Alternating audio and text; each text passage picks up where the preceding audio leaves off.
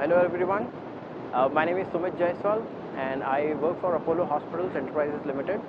I'm actually working for the telemedicine part of Apollo Hospital, and I take care of public-private partnership business for the telehealth services.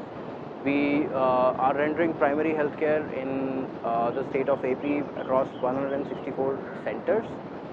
Well, I am involved, when I talk about some business perspective, I am involved into a lot of financial feasibility analysis that we do for the project development and new business acquisition.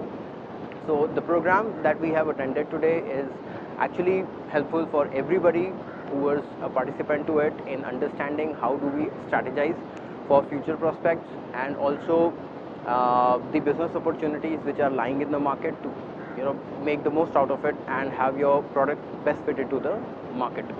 So I would definitely recommend this program for everybody who is involved into business expansion and strategy development, basically people who are working for the strategy and business. So surely you should attend this program.